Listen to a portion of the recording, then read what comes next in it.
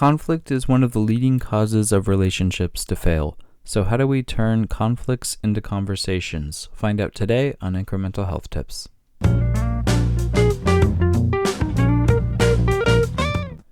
Welcome to IncreMental Health Tips. My name is Jared. As always, I'm joined by my co-host Liz. Today, we're going to be discussing turning conflicts into conversations. We have a total of 10 tips. We'll cover 5 today, and in the next episode, we'll finish off with the other 5. So, for full disclosure, Liz, you have written these 10 tips. So, what inspired you to write these?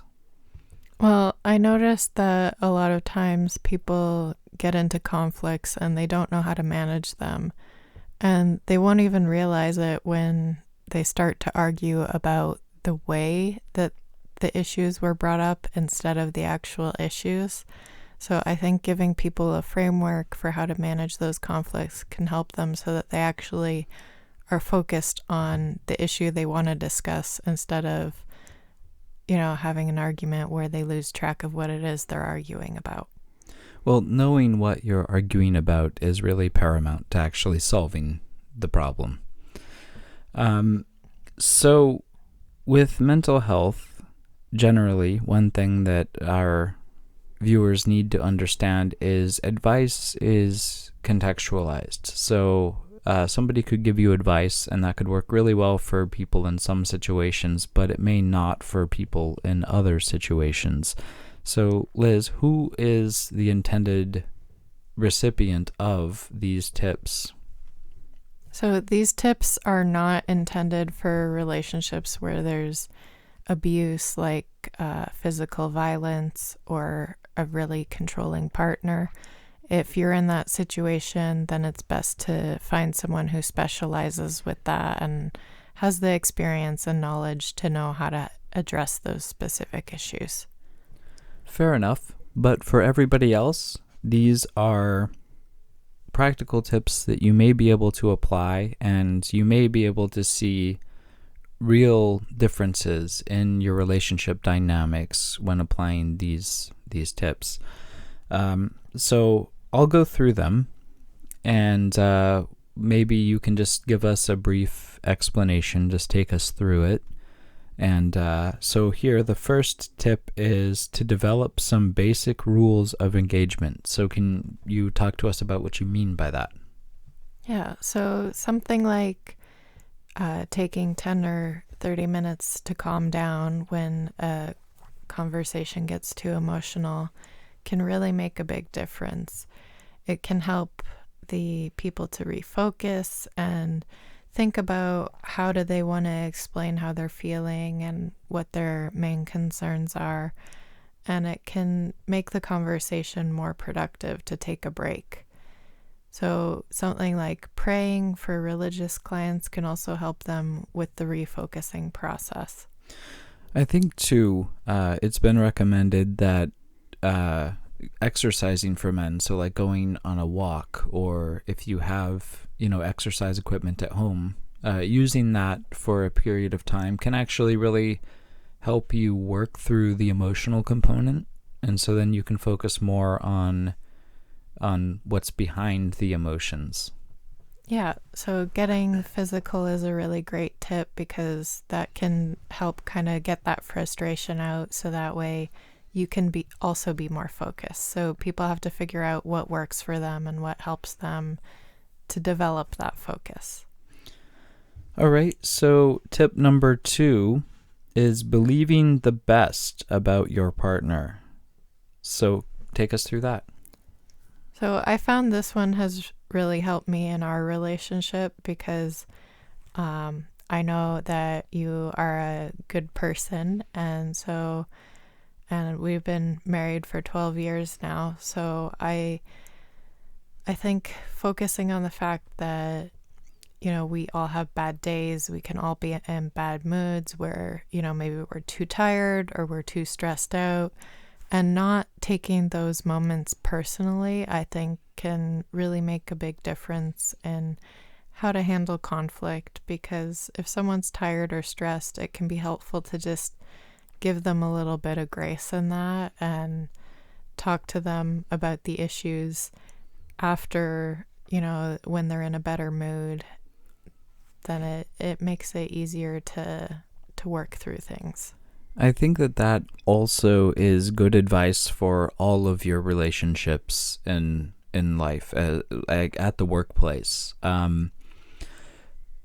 You may find, or at least in my experience, that I've had supervisors or team members who have had really bad days, and by being gracious and showing them the benefit of the doubt, it can make a difference in their day. You don't know what kind of impact that's going to have in their life, because you don't know in work settings, you don't know what's going on at home. So you never know what impact these, just a little bit of compassion is going to have. As well, there are going to be bad days for you. And so, if you want others to show you grace and compassion, you need to show it to others. That will increase the chances that they will show it to you when you need it. Yeah, and really what I'm talking about here is treating people with kindness. That doesn't mean that you're giving someone you don't know a bunch of cash. So recognizing how to set those boundaries can be quite important, and that's another topic we can discuss on another day if people are interested.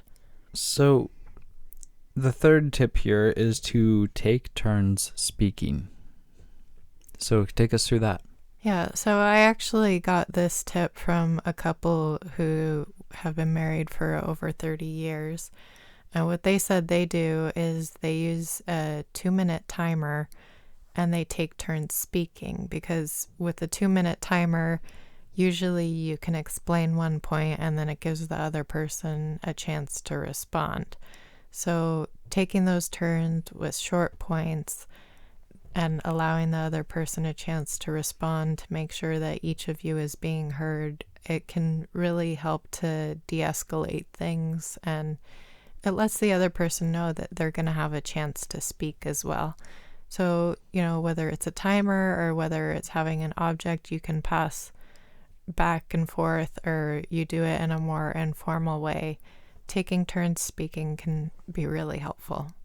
I think that's a really important tip, but especially when it's combined with having a mutual goal, a common goal or focus. Because if you and I are having, oftentimes, I'm just going to use you and I as an example, we could be having conflict, but we could be having 2 different conflicts. And so knowing what it is you're discussing, and so not just here, let me set the timer and now I'm going to chew you out for 2 minutes and then it can be your turn. Like that's a daytime talk show. Yeah, I think that kind of relates back to the rules of engagement, that you want to have a focused conversation. You want to know what it is you're talking about. And, that could mean making a list of what all the different issues are so that you're going to get back to each issue without clouding one issue with another. All right, fair enough. So the 4th tip is to not keep score. Yeah, so I think keeping score can be really tempting. We each tend to focus on, well, I did this, and so therefore my partner should do that. And the main issue with this is, how do we keep score? Each person's going to keep score in the way that best benefits them. So one person might say, well, I did something really stressful, so therefore you should take on this stressful task. And the other person's going to say, well, I did a higher number of tasks, or you spent more time resting.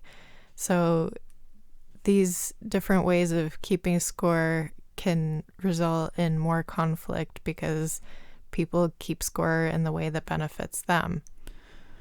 Well,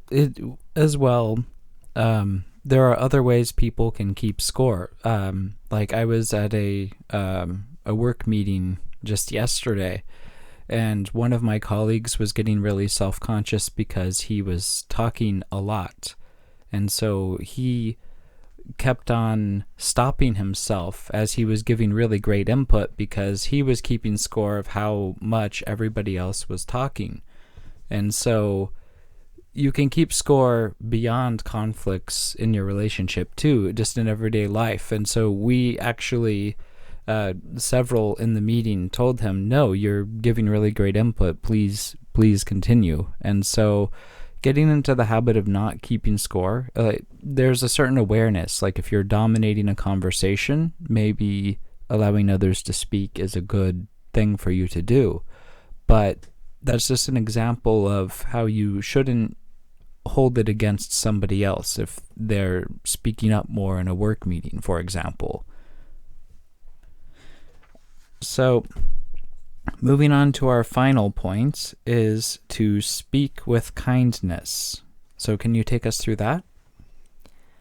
Yeah, so if you're feeling upset, remembering to speak kindly and take a break when you need to, it can really help to just say something as simple as, I'm not feeling really reasonable right now, and let's take some time to cool down and talk about this later. Yeah, I think that's important, is addressing an issue when you're able to address it. I'm sure each and every person out there can think of times that they wished that they might have waited a little bit longer on an issue before they said something. Or a really common thing people say is that, they have an argument or they speak their mind and then they walk away and then they think of all the things that they should have said. And so by saying, can we talk about this later, you can actually take some time, gain that perspective, and then revisit that, revisit with your thoughts fully formed on it, and you can then more effectively convey your point of view. So before we close out this episode, Liz, any final thoughts on these first 5 tips? No, I think that's it for today. All right. Well, thank you very much for joining us. If you are enjoying our content, please consider liking, sharing, commenting, and subscribing. And until next time, remember that small steps can lead to big changes. See you next time.